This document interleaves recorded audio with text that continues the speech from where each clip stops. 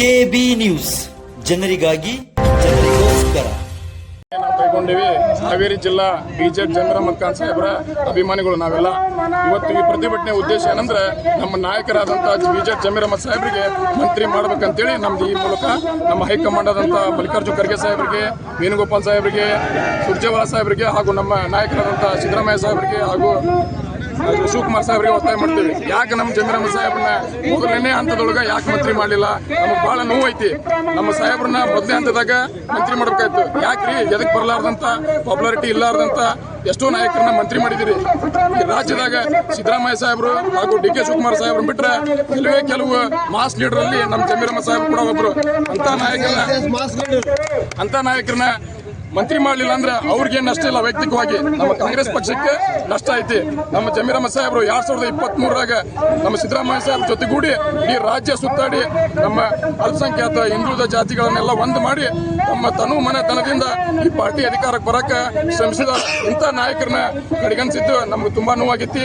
ನಾ ಮನವಿ ಮಾಡ್ತೇನೆ ಹೈಕಮಾಂಡ್ ನಾಯಕರಿಗೆ, ಬರೋ ಹಂತದಲ್ಲಿ ಅವ್ರನ್ನ ಮಂತ್ರಿ ಮಾಡಬೇಕು.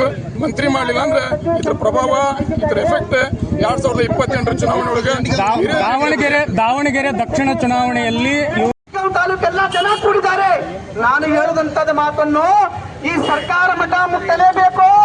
ನಮ್ಮ ಹೈಕಮಾಂಡರ್ ರಾಹುಲ್ ಗಾಂಧೀಜಿ ಅವರಿಗೆ ಇದು ಮುಟ್ಟಲೇಬೇಕು, ಸ್ಥಾನ ಕೊಡ್ಲೇಬೇಕು. ನಾಯಕರಿಗೆ ಎಲ್ಲರಿಗೂ ಈ ಮಾತನ್ನು ನನ್ನ ಮುಟ್ಟಬೇಕಂತ ನಾವೊಂದು ಮಾತು ಹೇಳ್ತೇನೆ.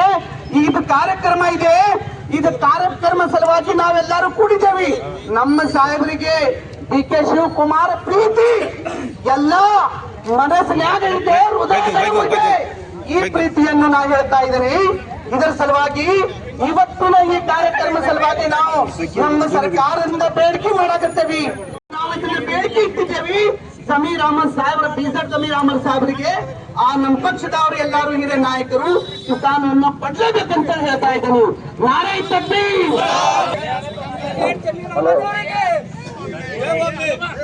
ಇವತ್ತು ಹಾವೇರಿ ಜಿಲ್ಲಾ ಬಿಜೆಪಿ ಜಮೀರ್ ಅಹಮದ್ ಖಾನ್ ಸಾಹೇಬ್ರ ಅಭಿಮಾನಿಗಳ ವತಿಯಿಂದ